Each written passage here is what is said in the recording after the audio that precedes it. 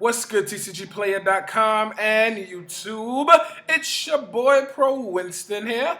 I would like to take a little bit of time to talk briefly about the Dragon deck and the Spellbook deck. As most of y'all know, WCQs is probably less than a month and a half away, and a lot of people are going to start preparing for it very soon if you have not already been preparing for it.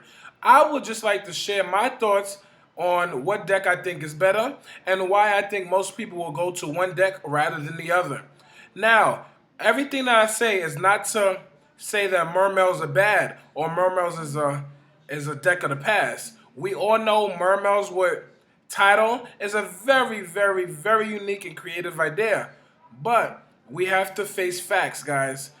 The decks that everyone are talking about, the decks that everyone is afraid of mostly, is the Dragon deck and this first turn Jowgen in Spellbooks. Let's talk about the Spellbook deck, guys. As most of y'all know, this deck has been rumored for months and months and months that the minute Spellbook of Judgment came out, the deck will be broken. The deck will be absolutely nuts. I have tested the deck probably as thorough as anybody else except Cordero, and I have noticed and seen that the deck is very good, but it lacks an explosive play. I guess their most explosive play is bringing out Jowgen and setting Faith. And to me, that's not explosive. You know, explosive is in the term of Yu-Gi-Oh! Rather. An explosive deck or explosive turn is a turn that will set the pace in the game. I don't think that's going to set the pace because Jowgen can easily just be summoned and attacked. And if you have something to stop the Fate, then you're okay. I'm assuming, right? That doesn't mean the Spellbook deck is bad. That just means that you can fight it just a little bit easier. The deck probably just has 12 monsters and 28 magics and traps.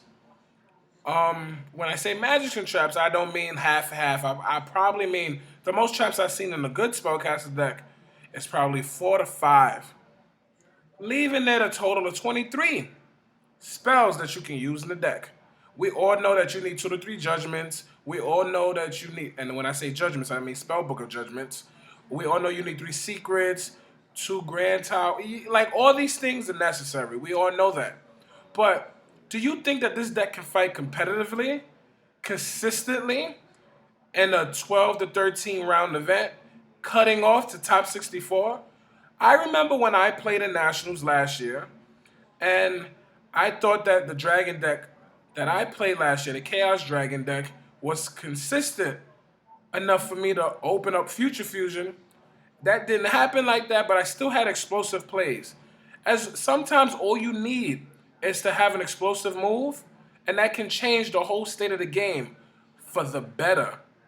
You see how easily when a person drops Priestess and sets Wisdom and Faith, Fate, the game is probably already determined for you.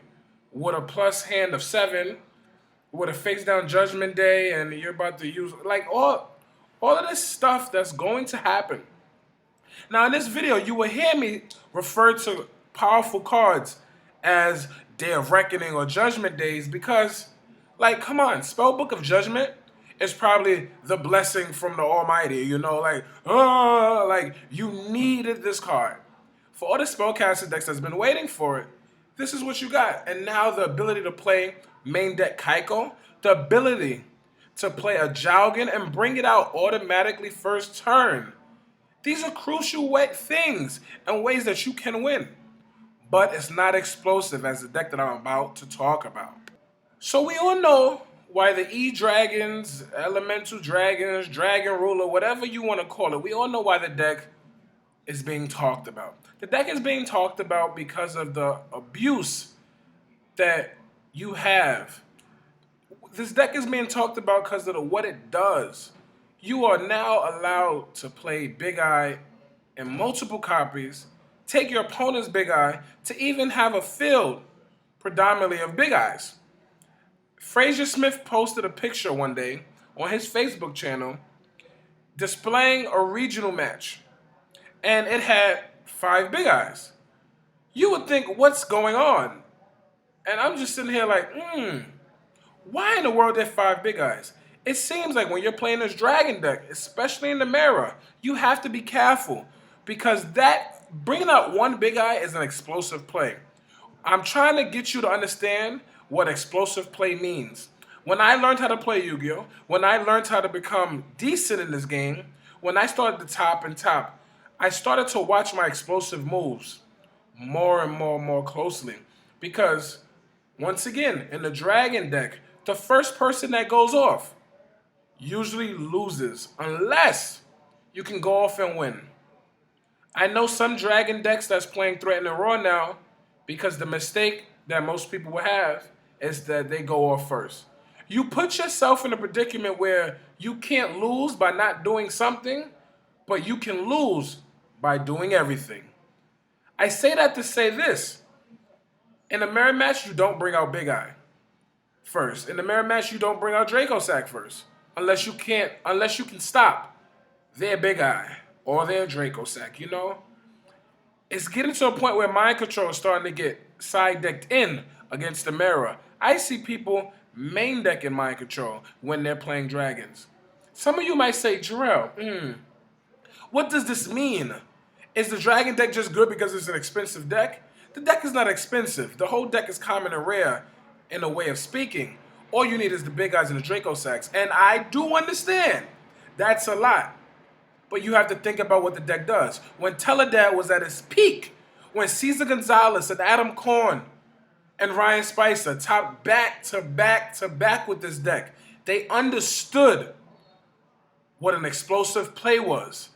And that's the only way you would get good at this game, by playing one of these 2 decks. The Dragon deck has all the explosive plays and less defense. But since you don't have defense in the deck, you can just explode and drop big monsters that your opponent can't do nothing with, or 2 rather. And these big monsters replenish by going back into your hand at the end of your opponent's turn. That's very crucial. Even though their magic card, that's a D-draw in a sense, works from hand or field, it's still very important. Because then that combos very well if it goes back to the hand with Super Rejuvenation. Some of you might think, Jarrell, what does this mean in a way? And once again, I'm just going to tell you, the dragon deck is key. And listen to what I'm saying. A lot of people disagree with me making this video because I'm practicing with the deck and I'm limiting my chances. I'm not here to take away knowledge from people. I'm just here to show people and share what I think. By playing this dragon deck, it's very explosive, but it lacks defense. It really does. It really does. And I would like to just share one more thing with you. In preparing for the WCQs this year, your side deck needs to contain variable, how will I say this? Some type of variables that can stop the rogue decks. I think Light and Darkness Dragon in the side deck in any dragon deck is key because that saves time for you. I don't think Royal Decree is good for everything because it's not going to stop all the rogue decks. But Light and Darkness Dragon stops probably all the rogue decks out there right now.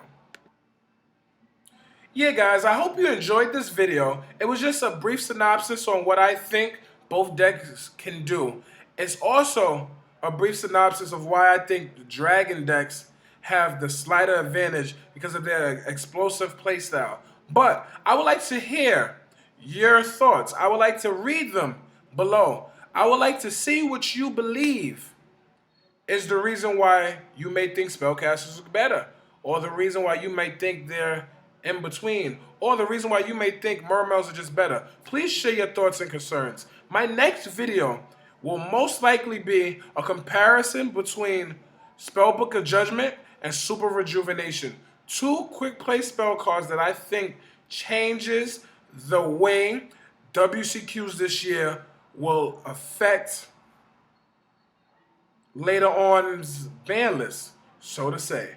You already know. If it's not pro, it got to go. Deuces.